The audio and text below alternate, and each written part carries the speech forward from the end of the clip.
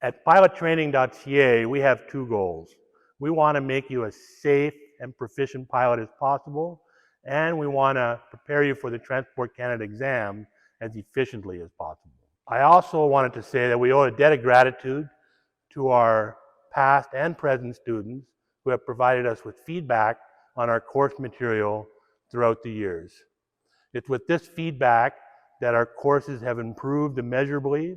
We work really hard to keep the material current. We're always watching for new advisory circulars, for edits to the cars, and also listening at industry events like the Air Transportation Association Canada conference and the Manitoba Aviation Conference. So we work very hard to make sure that the material is current and up to date. One of the ways we use to indicate that the material has been updated is we delete the user data on the quizzes. So it'll show that your quiz has not been completed. So we do that anytime we update that block of quizzes because we want to make sure that you have the most current information going into the exam. Sometimes we get asked how heavy the information is when you learn to fly and the material on pilot training. So as you can imagine, there is a lot to learn to become a pilot, both privately and commercially. There are no shortcuts, frankly. It takes some study, it takes hard work. We set up our material in different layers. So we want people to be able to study how it best suits them. So for example, all of the material is tied together in a presentation. And the presentations come from the written test guides from Transport Canada. And each presentation has a video. And so the videos are actually optional. The videos are a very in-depth explanation of the material in the presentation. We assume the person watching the video is learning this material for the first time.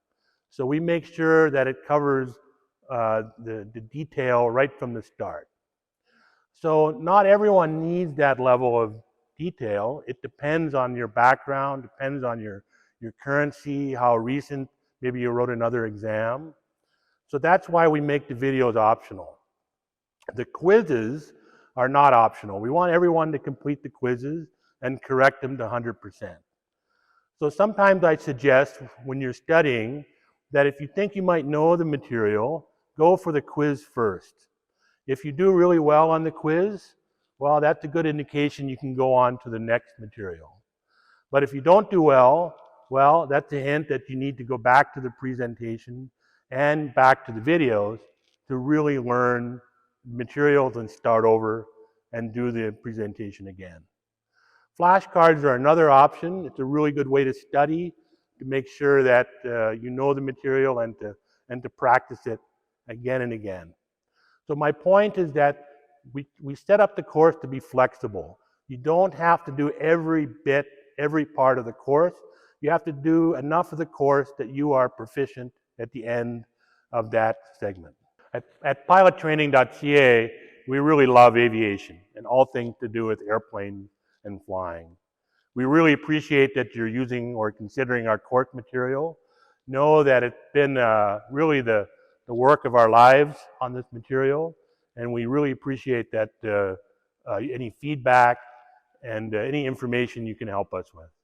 And if you have any questions, feel free to email, and we'd be happy to help you out.